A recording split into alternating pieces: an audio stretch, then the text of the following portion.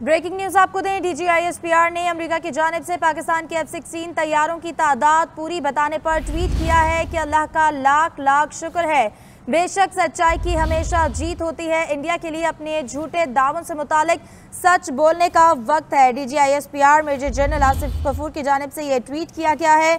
उन्होंने कहा कि अमेरिका की जानिब से पाकिस्तान के F-16 तैयारों की तादाद पूरी बताने पर उन्होंने शुक्रिया अदा किया है। उन्होंने ट्वीट के जरिए ये पैगाम दिया और कहा कि अल्लाह का लाख लाख शुक्र है, बेशक सच्चाई की हमेशा जीत होती है। इंडिया के लिए अपने झूठे दावों से मुतालिक सच बोलने का वक्त है। मेजर जनरल आसिफ गफूर की जानिब से ये ट्वीट किया गया है, जिसमें उन्होंने शुक्रिया अदा किया है और उनकी जानिब से ये कहा गया है कि वक्त है कि भारत अब अपने जो झूठ हैं उनके मुतालिक अब सच बोले। भारत का एक और झूठ बेनकाब हुआ। अमेरिकी मैगजीन फॉरेन पॉलिसी ने पाकिस्तान का F-16 तैयारा मार गिराने का भारतीय दावा झूठा करार दिया था। पाक फजाई के ज़रिए इस्तेमाल तमाम F-16 तैयारे महफूज और सही सलामत है। अमेरिकी एहलकारों की भी इस जानिब से तस्दीक की गई। भारतीय हुकूमत ने अपने अवाम और दीगर ममालिक को इस हवाले से गुमराह किया। पाकिस्तान और अमेरिका के दरमियान F-16 तैयारों के इस्तेमाल से मुतालिक कोई मुआहिदा नहीं हुआ। रिपोर्ट में अमेरिकी महकमा दिफा के सीनियर ओहदेदार का मौक़िफ़ जो है वो सामने आया है और अब ISPR की जानिब से ये ट्वीट किया गया है कि पाकिस्तान के F-16 तैयारों की तादाद पूरी बताने पर ट्वीट के जरिए मेजर जनरल आसिफ गफूर ने यह पैगाम दिया कि अल्लाह का लाख लाख शुक्र है, बेशक सच्चाई की हमेशा जीत होती है। इंडिया के लिए अपने झूठे दावों से मुतालिक सच बोलने का वक्त है। इसी हवाले से इजाज अहमद ने हमें ज्वाइन किया, उनसे बात करते हैं। जी इजाज अहमद, बताएगा ट्वीट में क्या कहा गया है मजीद?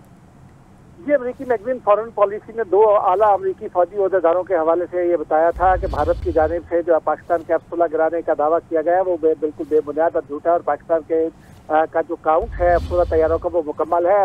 फॉरेन पॉलिसी मैगजीन की इस तजियाती रिपोर्ट के हवाले से DGISPR ने ट्वीट जारी किया है। उस ट्वीट पैगाम में उनका ये कहना है कि तमाम तारीफें अल्लाह के लिए है, जीत हमेशा सच की होती है और भारत के लिए ये वक्त आ गया है कि वो अपने झूठे दावों की कलई खुद ही खोल दे और दुनिया को सच बताए। उनका कहना था कि अब भारत पाकिस्तान की जानिब से दूसरा तैयारा मार गिराए जाने की हकीकत बताए, जबकि भारत ये भी बताए कि उसके असल नुकसान क्या हैं। उनका ये कहना था कि हिंदुस्तान के लिए अभी वक्त है कि वो मकबूजा कश्मीर में रियासती दहशतगर्दी और मजालिम के हवाले से न सिर्फ दुनिया को सच बताए बल्कि उस पर कुछ शर्मिंदगी का भी उसे एहसास होना चाहिए। उनका DGISPR ने यह भी कहा कि जनूबी एशिया वो खिता है जिसे अमन, तरक्की और खुशहाली की जरूरत है। जी इजाज़त बताइएगा, क्या इससे अब इंडिया पर कोई फर्क पड़ेगा, क्योंकि वो अपने औचहद कंडों से बाज नहीं आएगा और इमरान खान की जानिब से भी ये कहा गया था कि जब तक वहाँ पे इलेक्शन का जो मामला है वो सॉर्ट आउट नहीं होता तब तक मोहतात रहना होगा।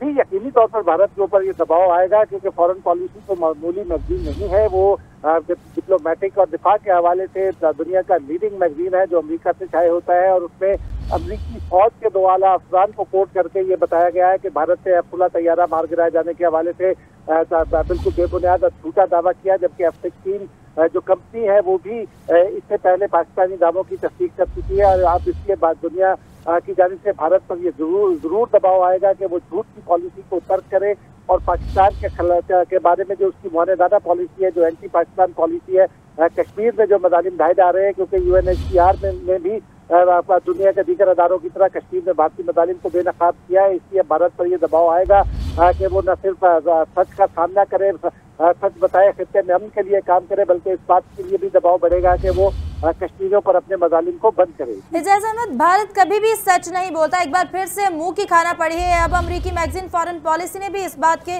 जरिए ये पैगाम दिया है कि जो भारत है उसने किस कदर झूठ बोला है और अब उसका झूठ बेनकाब हो चुका है। अमेरिकी मैगजीन की जानिब से भी इस बात का दावा किया गया है। जी, यकीनी तौर पर भारत की जानिब से जो सफाती हल्के हैं उनमें एक उर्दू मुहावरा जो लोग उर्दू समझते हैं उनके लिए बहुत तवील अरसे से गर्दिश करता है। वो ये कहते हैं कि जो भारत की BJP सरकार है वो राम नाम जपना, पराया बाल अपना के फलसफे पर अमल करती है और इसीलिए वो हर काम के लिए झूठ का और बेपनाह झूठ का सहारा लेती है। लेकिन अब वक्त आ गया है क्योंकि अब जो मोदी के मजालिम हैं कश्मीर में वो उनके भारतीय जो वोटर है वो उनका हिसाब लेने का भी वक्त आ गया है। भारत ने इससे पहले मोदी सरकार के जमाने में गुजरात में जो गोधरा का वाकया हुआ था वो मोदी सरकार के जमाने में हुआ। गुजरात में ट्रेन को आग लगाई गई, फिर उसके अलावा समझौता एक्सप्रेस को आग लगाई गई और इन तमाम मामलात में BJP बढ़ चढ़ कर मुलव्वस रही, RSS मुलव्वस रही।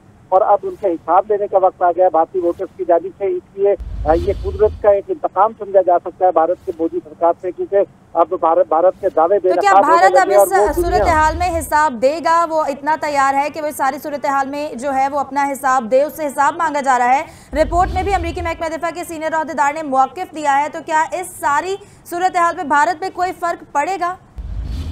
यकीनी तौर पर क्योंकि भारत को हर फोरम पर आलमी सतह पर भी शिकस्त का सामना करना पड़ रहा है। आप ये देखिए कभी चंद रोज पहले जिसने भारतीय क्रिकेट टीम ने जिसपे हकधर्मी का मुजाहरा किया था उस पर उसको सुक्की हुई। फिर प्रियंका चोपड़ा जो अक़वाम मुत्तहिदा की सफीर समझी जा रही थी, उसके हवाले से भी उनको सुक्की का सामना करना पड़ा और उनकी सफारत खत्म करना पड़ी अक़वाम मुत्तहिदा को आलमी दबाव पर। इसी तरह जो दीगर मामला है उसमें भी वो दुनिया जो पहले भारत के साथ खड़ी दिखाई देती थी और तजारती मजबूरी और बंदिशों का शिकार होकर भारत का साथ देती थी, अब वो सरेआम और खुलेआम पाकिस्तान के मौक़िफ़ की हिमायत कर रही है। इसलिए अब भारत के अंदर भी आवाज़ें उठना शुरू हो गई हैं और भारत की मोदी सरकार को इस बात का हिसाब देना पड़ेगा और भारत को भी जो आलमी फोरम है उनके ऊपर इस बात का हिसाब देना पड़ेगा जो वो कश्मीर में मजालिम कर रहा है, जिसके से वो पाकिस्तान के खिलाफ साजिशें कर रहा है।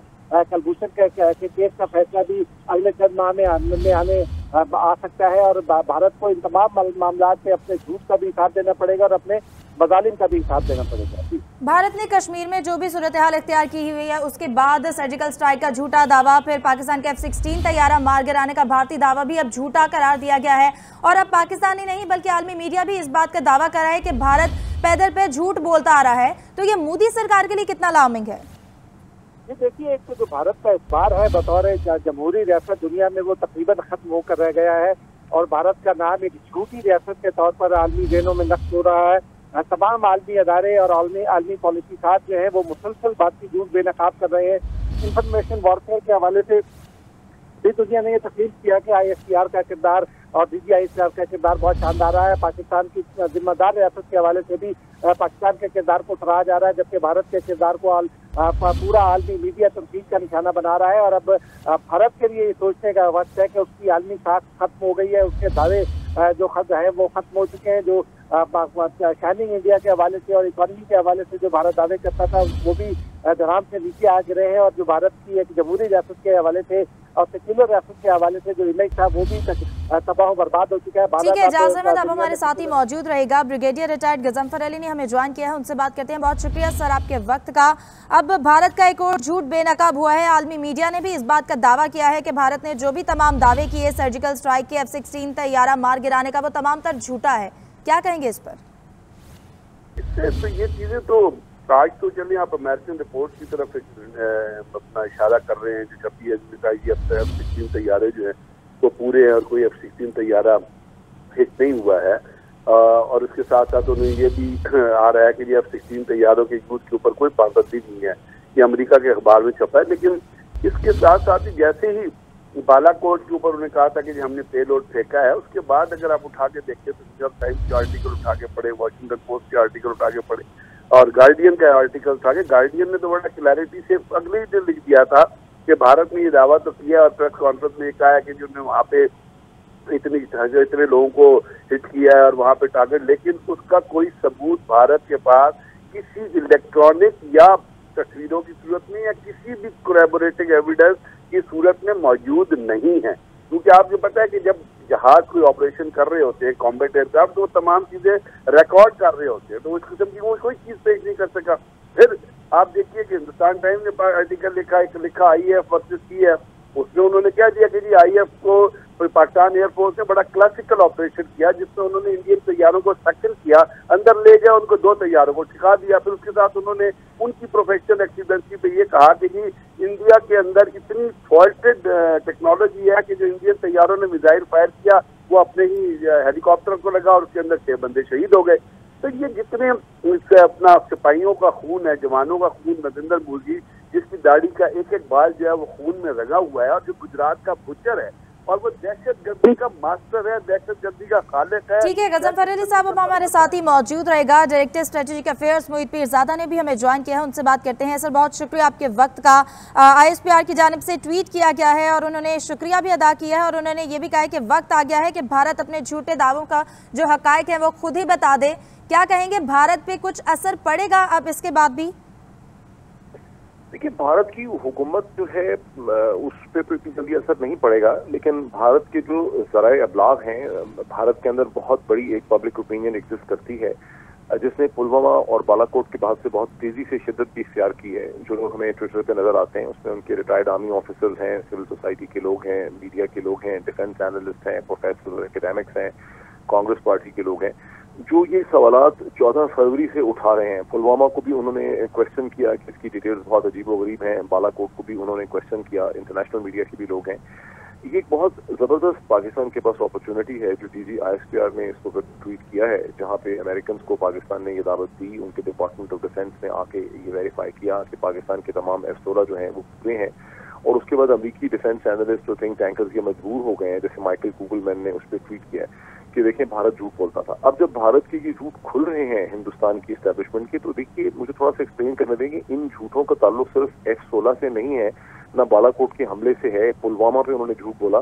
देखिए, उन्होंने दुनिया को एक नैरेटिव दिया उड़ी के हवाले से कि पाकिस्तान से मिलिटेंट्स आए, उन्होंने उड़ी के बेस कैंप पे हमला किया, उन्होंने कश्मीर के सारे नैरेटिव को बदल दिया अक़वाम मुत्तहिदा की जनरल असेंबली के सेशन से पहले 2016 में। फिर उन्होंने एक सर्जिकल स्ट्राइक का झूठ बोला, फिर पठानकोट में एक हमला हुआ जिसकी कोई एक्सप्लेनेशन नहीं है, उसमें भी आज तक उन्होंने इतना नैरेटिव शेप किया कि पाकिस्तान का मीडिया, पाकिस्तान की इंटेलिजेंसिया, खुद फौज के बहुत से अफसर और बहुत से लोग जो हैं वो यही समझते हैं कि हिंदुस्तान शायद बालाकोट पे, पठानकोट पे सच बोलता रहा था। यहाँ से हमें ये पता चलना चाहिए, ये हमारा बहुत बड़ा फेलियर होगा पाकिस्तानी टेलीविजन चैनल्स का, मीडिया का, कि अगर हम ये असेस न करें कि भारत ने किस तरह से फॉल्स इंफॉर्मेशन पे पाकिस्तान के खिलाफ हमेशा नैरेटिव शेप किया है। अब सवाल खड़े होते हैं कि उड़ी पे जो कुछ भारत ने कहा वो क्या सही था, क्या पठानकोट पे उन्होंने जो कुछ कहा था क्या वो सही था। ये हमारे यहाँ ये लोगों की जिम्मेदारी है कि हम उन पीछे जाएं और जाके देखें कि 2016 में क्या कहा गया, 2017 में क्या कहा गया, 2015 में क्या कहा गया।